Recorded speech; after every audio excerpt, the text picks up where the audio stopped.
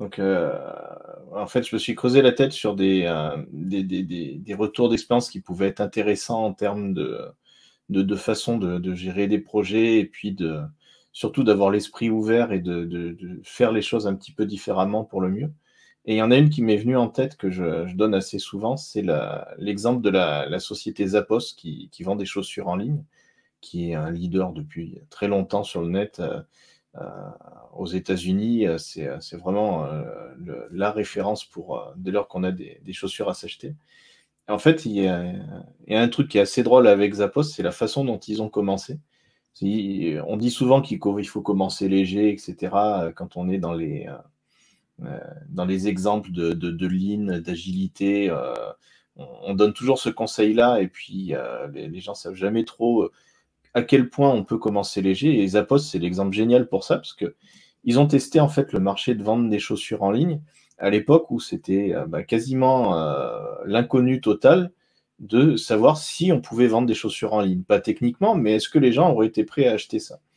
Et en fait, ce qu'ils ont fait, c'est qu'au lieu de chercher à créer une grosse structure, à acheter des stocks incroyables et à remplir des entrepôts de chaussures qui auraient peut-être été invendables, en fait, ils ont prototypé les choses en vendant des chaussures avec un site e-commerce qui à l'époque devait être assez minimaliste, hein. J'imagine que là, on est vraiment au tout début des années 2000. Mais en fait, ce site e-commerce, il vendait des chaussures dont les stocks étaient complètement nuls, puisque les mecs n'avaient aucun stock, et avec des fiches produits qui étaient issues de photos que l'entrepreneur et sa petite équipe allaient prendre dans des vrais magasins de chaussures à l'insu des magasins. Ils n'avaient aucune chaussure, en fait, ils étaient juste à faire du pur fake, à prendre dans les magasins des photos de chaussures, à les publier en ligne dans un pseudo site e-commerce. Et puis si, par malheur, ils avaient une commande, et ben en fait, ils devaient acheter les chaussures dans le magasin au prix client et se débrouiller pour faire l'expédition par eux-mêmes à la main en faisant la queue à la poste US.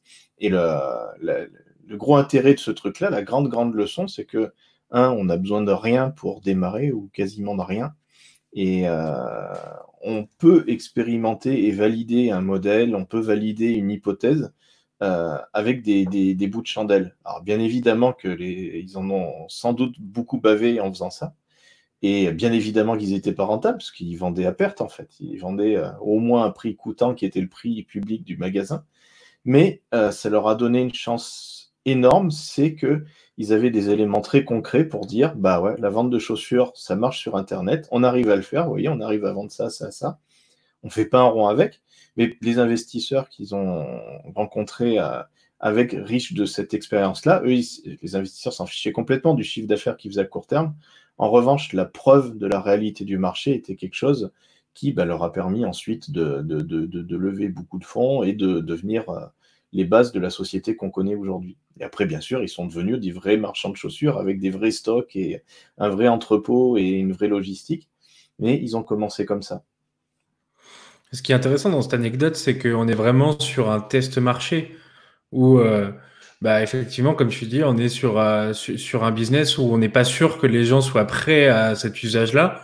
Et on pourrait avoir le premier réflexe de dire, du coup, c'est impossible de faire un MVP. Alors que là, bah, ils l'ont très bien démontré et on voit qu'avec un peu d'ingéniosité et surtout avec une mentalité de vouloir se débrouiller, on arrive toujours à trouver une solution. Bah, c'est ça, ouais, c'est complètement ça. Il y a le côté, c'est accessible, et puis c'est accessible sans énormément de risques. Quand on veut changer dans sa vie, c'est vrai que sur notre chaîne, on parle de changer des choses dans sa vie, mais pas forcément pour monter une startup. Là, la leçon du truc, c'est que des recettes à la startup, ça peut permettre de voir les choses différemment lorsqu'on veut évaluer les risques de quelque chose que l'on veut tester. Et ça s'applique à plein de domaines. On pourra en trouver d'autres si ça intéresse du monde ou si on nous en fait remonter. On partagera avec plaisir tous ces retours d'expérience. Mm. Et puis là, on voit vraiment que le changement de la vie des personnes qui ont monté ce business-là, elle tient vraiment pas à grand-chose, hein. Ils ont juste été dans des magasins prendre des photos de chaussures qu'ils ont proposées sur Internet. Donc, Ouais. Le coût était quasiment nul. Ça a été le coût de faire le site en ligne. Et aujourd'hui, c'est encore beaucoup plus simple qu'à l'époque, puisque déployer des trucs en ligne, ça peut se faire avec plein d'outils qui n'existaient pas à l'époque. Et le plus dur dans leur démarche, je suis assez persuadé que c'est le mindset qu'il faut mettre en place pour se dire, juste arriver à accepter l'idée qu'on va aller dans un magasin, on va prendre une photo, on va le proposer, puisque c'est un peu contre-intuitif et on trouverait vraiment 200 arguments pour dire que c'est pas cette manière-là qu'il faut utiliser, c'est pas assez professionnel, c'est pas assez complet, c'est pas assez rapide, c'est pas assez sûr, c'est pas assez tout ce qu'on veut. Mais au final, c'est ça qui a été l'idée fondatrice d'une société qui fonctionne très bien. Et c'est pas rentable aussi dans ta liste. Et c'est pas rentable en plus. C'est le côté le plus intuitif, c'était de vendre à perte parce qu'ils avaient que les tarifs publics à disposition. Ouais, mais en tout cas, c'est un bel exemple de débrouillardise et de prendre le problème à l'envers et de trouver des solutions quoi qu'il arrive. Et c'est clairement de ce genre de démarche, je pense qu'on peut s'inspirer quand on est dans un projet, quand on est dans un changement et que on argumente avec soi-même pour se dire que il faudrait mieux faire ci et que ça marche pas parce que je fais pas comme ça. Et ben les actions à mettre en place, au final, en général, elles ne demandent pas forcément un énorme coût, elles sont à portée de main. Il suffit juste de voir le problème dans l'autre sens. Complètement. Et on intervient tous les deux dans un incubateur local dans notre région et on est en contact avec des jeunes créateurs d'entreprises. Et ce qui est marrant, en fait, c'est de voir à quel point euh, ils estiment que pour être crédibles, il faut qu'ils fassent les choses sérieusement. Et, et c'est assez marrant parce que nous, notre rôle dans cet accompagnement-là, c'est justement de renverser le jeu de quilles et de dire, mais non, non, en fait, gardez votre spontanéité et votre imagination et votre facilité d'exécution parce que vous êtes tout petit, parce que c'est ça qui va vous permettre d'exécuter et de tester plein de choses. Et c'est clairement ça aussi. Enfin, je pense que c'est clairement l'erreur classique de se dire non, mais ça fait pas assez professionnel, mon projet est pas assez complet, mon argumentaire est pas assez bien ficelé, il y a trop de risques. C'est typiquement les pensées, on va dire, logiques qu'on a au début qu'il faut arriver à essayer de changer et de changer un peu d'état d'esprit pour pouvoir arriver à des résultats un peu plus grands que ce qu'on fait actuellement ou ce qu'on imagine pouvoir faire.